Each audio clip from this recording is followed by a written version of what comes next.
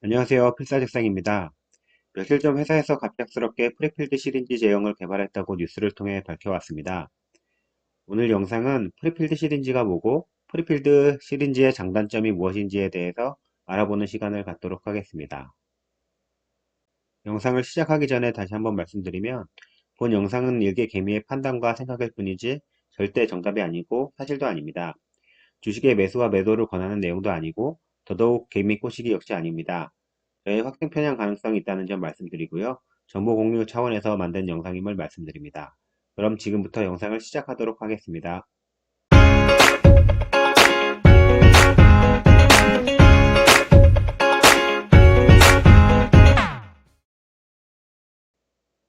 프리필드 시린지는 말 그대로 사전에 약물이 충진된 주사제라는 뜻입니다.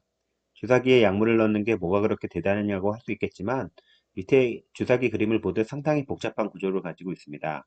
특히 헬릭스미스의 엔젠시스 같은 유전자 치료제의 경우에는 DNA 또는 RNA의 스테빌리티가 굉장히 중요하기 때문에 이런 주사기 개발 및 상용화는 생각보다 매우 어려운 일입니다.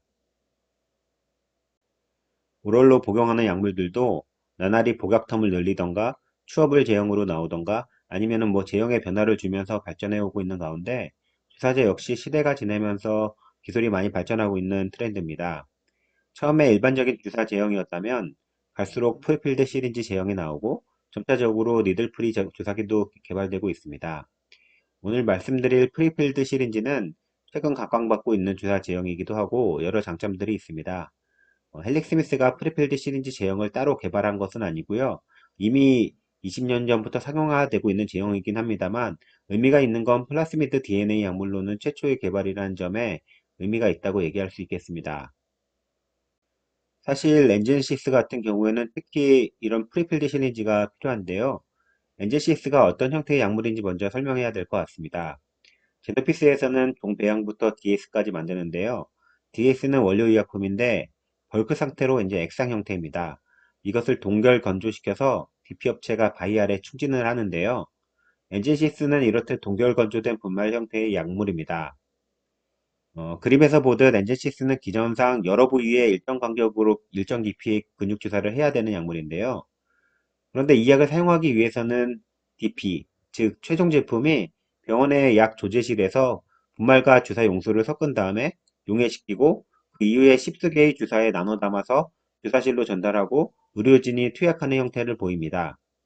얘기만 들어도 상당히 복잡하고 불편하다는 것을 쉽게 알 수가 있을 것 같은데요. 그럼 여기서 왜 그렇게 불편하게 굳이 동결건조한 분말 형태로 만들었나 의문이 갈 텐데요. 일단 가장 큰 이유는 보관 및 운송이 편리하기 때문입니다. 이번에 화이자 바이오엔테크의 코비드 백신 이슈에서 보듯이 약물의 장기 보관 문제가 굉장히 중요한데요. 온도에 따라 약물의 스테빌리티가 문제가 생길 수가 있습니다. 하지만 동결 건조 분말 형태로 만들다 보면은 보관에 굉장한 이점이 생기게 되는데요.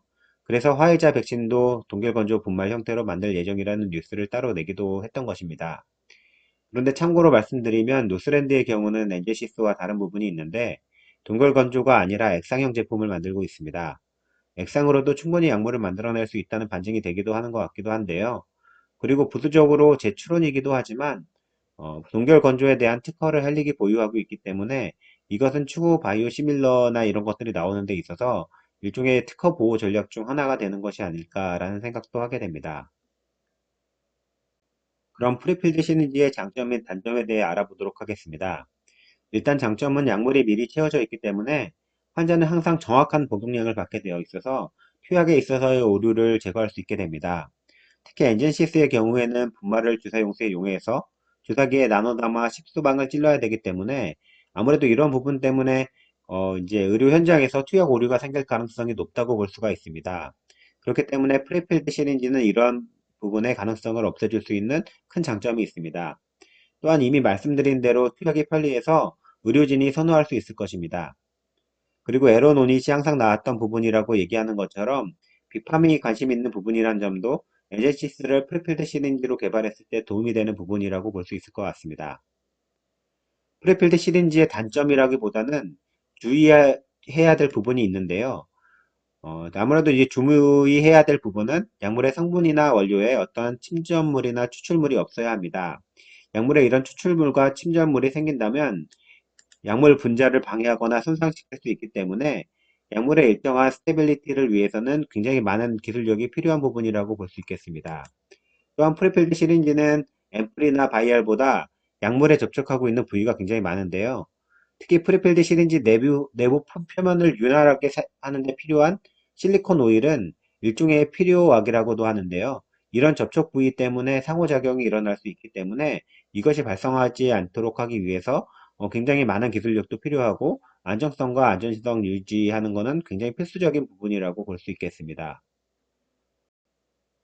오늘 준비한 내용은 여기까지입니다. 오늘은 엔젤시스의 플라스미드 DNA 약물 중 최초로 프리필드 시린지 제형의 개발에 성공했다는 뉴스에 조금 더 살을 붙여 만들어 봤습니다.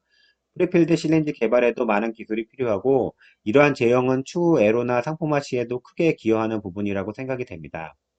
회사에서는 기존 제형대로 임상을 하고 허가받은 이후에 동등성의 입증을 통해 제어가를 받는 방향으로 정한 것으로 보여지는데요. 이런 그 프리빌드 실린지가 그 엔젤시스의 가치를 높여주는데 큰 도움이 됐으면 좋겠습니다.